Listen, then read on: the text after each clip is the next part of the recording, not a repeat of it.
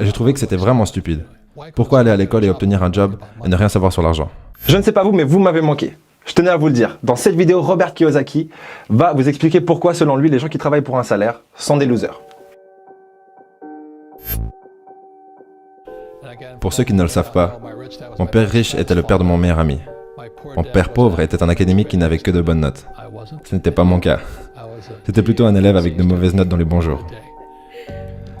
Mais mon père riche n'a jamais fini l'école, donc il avait un point de vue complètement différent. Ce n'est ni faux ni juste. Mon père riche était un entrepreneur, et mon père pauvre était un prof d'école. Responsable de l'éducation, doctorat, Stanford. Il avait toutes les références académiques. Donc à l'âge de 9 ans, à Hello Hawaii, mon père a commencé à m'éduquer. Parce que j'ai demandé à mon prof de CMA, « Qu'est-ce qu'on apprend sur l'argent ?» Il a répondu, « Nous n'enseignons pas sur l'argent. » Et j'ai trouvé que c'était vraiment stupide. Pourquoi aller à l'école et obtenir un job et ne rien savoir sur l'argent? Donc avec ça, c'était la leçon numéro 1. Les riches ne travaillent pas pour l'argent. Ma façon d'enseigner, c'est d'abord d'ajouter du doute dans votre cerveau pour changer votre système de croyances. Et ensuite, peut-être, vous allez pouvoir choisir de nouvelles croyances ou continuer avec vos vieilles croyances. Parce que l'éducation financière, c'est au sujet de ne pas travailler pour l'argent. C'est comme l'une des premières questions que j'avais lorsque j'ai finalement compris ce que mon père riche disait. J'ai dit alors, quand est-ce que je n'aurai plus jamais besoin d'un salaire? Donc mon but n'était pas, vous savez, d'aller sur la lune ou de trouver une cure contre le cancer. Mon travail c'était, quand est-ce que je n'aurai plus jamais besoin d'un salaire? Parce que tant que vous aurez besoin d'un salaire, que ce soit d'un employeur ou comme mon père pauvre, il était tellement effrayé à l'idée de perdre sa retraite de l'État. Et moi je suis là, mais quelle est cette façon de gérer sa vie? Ta retraite? Mon vieux père s'était plus ou moins fait virer. Il a perdu sa retraite. C'était la chose la plus effrayante au monde pour lui, de ne plus avoir de retraite. Après ça, c'était la sécurité sociale, ce qui est encore pire. Donc, c'est pour ça que mon but, lorsque j'avais votre âge, peut-être un peu plus âgé, aux alentours de 25 ans, j'ai dit, mon but est de ne plus jamais avoir besoin d'un salaire, de la part de qui que ce soit, y compris le gouvernement. Je ne veux pas d'assurance santé ou de sécurité sociale. Je disais, vous faites-le, moi je ne le ferai pas. Juste à cause de ceci. C'était la différence. Parce que je n'ai jamais voulu travailler pour l'argent, pour ensuite avoir besoin d'une retraite. Avec la situation économique actuelle, je dirais que l'une des pires choses à faire serait de trouver un travail, d'aller à l'école, trouver un travail, pour ensuite faire des petites économies et potentiellement acheter sa propre maison. Pourquoi? Parce qu'il y a deux gros problèmes dont j'aimerais vous parler. En réalité, il y a bien sûr bien plus que deux problèmes dans l'économie actuelle, mais c'est deux problèmes qui pourraient être intéressants pour commencer.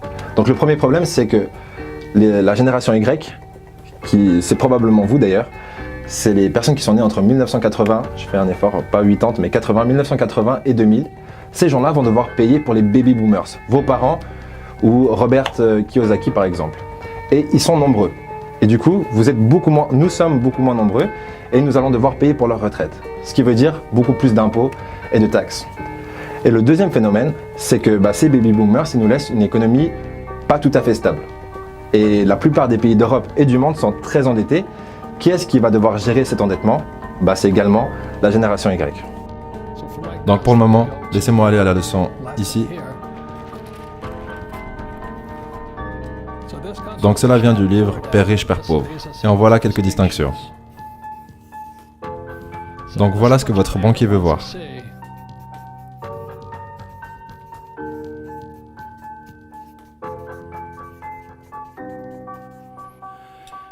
Et fondamentalement, le problème que la plupart des gens font, c'est qu'ils vont à l'école pour obtenir un travail.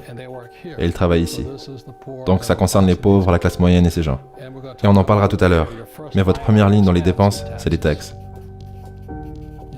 Juste dernièrement, le président Trump a dit qu'il y aura des réductions d'impôts. Il n'y avait pas de réduction d'impôts pour ces gens. Comme vous le savez, les règles sont toujours écrites pour les riches. Je n'ai pas écrit les règles. Vous pouvez être énervé envers moi, mais ce sont les règles. Les riches créent les règles d'or. Celui qui possède l'or crée les règles. Donc les réductions d'impôts allaient pour les gens qui possèdent des avoirs ici. Vous en apprendrez plus un peu plus tard. Mais c'est pour ça que je travaille. Donc je travaille pour, numéro 1, je suis un entrepreneur. Je veux des entreprises. J'ai de multiples entreprises. Et je n'y travaille pas. Comme vous le savez, vu que vous travaillez ici, vous ne me voyez jamais. Parce que je ne travaille pas pour un salaire. Ensuite, il y a l'immobilier. L'immobilier, c'est bien pour plusieurs raisons, à travers lesquelles nous passerons, mais la première raison, c'est les dettes. J'utilise beaucoup de dettes pour acheter mes biens immobiliers, et je ne paie pas de taxes. Voilà le lien à faire ici. Ensuite, c'est tout ce qui est papier. Et c'est les économies, les actions boursières, les fonds mutuels, les ETF. Je n'ai rien de tout ça. Je n'économise pas d'argent. Je ne joue pas avec ça. Mais c'est ce que la plupart des gens font. Aller à l'école, trouver un job, obtenir un troisième pilier, économiser de l'argent. Loser. Je fais ça juste pour vous énerver. Parce que peut-être vous y réfléchirez. Parce que je n'ai pas créé les règles. Mais ce sont les règles. Ces gens-là payent le plus de taxes. Et c'est ceux qui travaillent le plus. Et en dernier, il y a les commodités. 4 classes d'avoirs différents. Donc les commodités sont... Numéro 1, c'est l'or. 2, c'est l'argent, le pétrole, les terres, l'eau, la nourriture. Donc, c'est pour ça que je travaillais. Quand j'ai fini l'école, au lieu d'aller travailler pour un salaire et de travailler pour de l'argent, mon éducation devait aller au-delà d'obtenir un travail. Ce que j'avais un bon travail. Je devais maintenant... En fait, quand j'ai quitté l'école, la chose sur laquelle je me suis concentré en premier, c'était les commodités. En 1972, j'ai commencé à acheter de l'or. C'était illégal pour les Américains de posséder de l'or. Est-ce que vous pouvez imaginer ça? En 1972.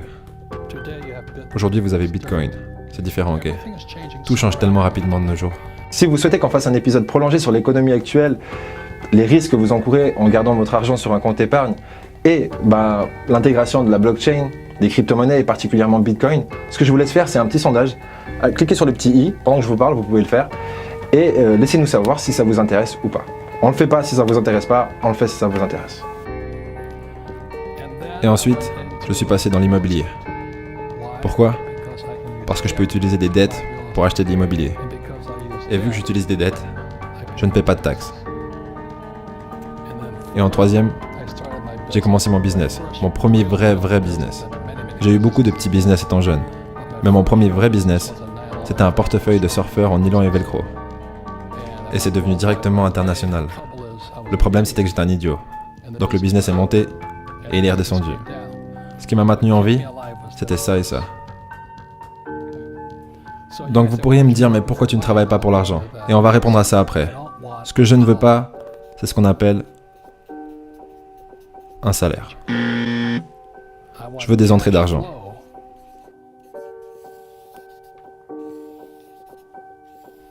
Depuis là. Donc c'est ça que je veux dire quand je dis que les riches ne travaillent pas pour l'argent. Vous voulez des entrées d'argent qui vous font payer très peu de taxes. Et je peux utiliser beaucoup de dettes ici. La personne moyenne qui est allée à l'école, sa plus grosse charge, c'est les prêts d'étudiants bien sûr. Mais c'est horrible ce qu'ils vous font de nos jours. Les prêts étudiants sont les pires dettes qui soient, car vous ne pouvez pas vous mettre en faillite. Ensuite, vous allez essayer d'acheter une maison, et vous allez appeler ça un bien, alors qu'en réalité c'est une charge. Pourquoi? Parce que l'argent part de ce côté. Votre maison vous coûte de l'argent tous les mois. Vous louez une maison, ça vous coûte de l'argent. Ok? Ensuite, vous aurez besoin d'avoir une jolie voiture. J'en avais une. Donc le problème avec la plupart des jeunes, c'est qu'ils vont à l'école et ils trouvent un job. La plupart d'entre eux sont endettés par des prêts d'étudiants. Après, ils essaient de se marier, acheter une maison, une voiture. Et après, ils ont des dettes de carte de crédit. Mais ils n'ont jamais la chance d'arriver ici. Donc quand je dis que les riches ne travaillent pas pour l'argent, je n'ai jamais voulu dépendre d'un salaire, que ce soit d'un employeur ou du gouvernement. Je voulais être un être humain libre. Mais si vous avez un job, vous êtes taxé. Si vous engagez des employés, ils vous donnent des allègements fiscaux. Regardez Amazon par exemple, qui cherche un nouveau siège. Give a little bit. Give a little bit of your love to me. Tous les gouvernements veulent leur donner un siège. S'il vous plaît, venez en Inde. S'il vous plaît, venez au Canada. Pourquoi? Parce qu'ils apporteront des employés. Et les employés payent des taxes. C'est la même chose avec Tesla. Je crois qu'ils ont reçu 50 milliards ou quelque chose du genre de la part de l'État du Nevada parce qu'ils apportent des employés. Je pense que l'un des plus gros dilemmes qu'on subit en tant qu'individu, c'est le choix entre la sécurité et la liberté. Mais les deux sont trop contradictoires pour les avoir les deux en même temps, en premier lieu en tout cas.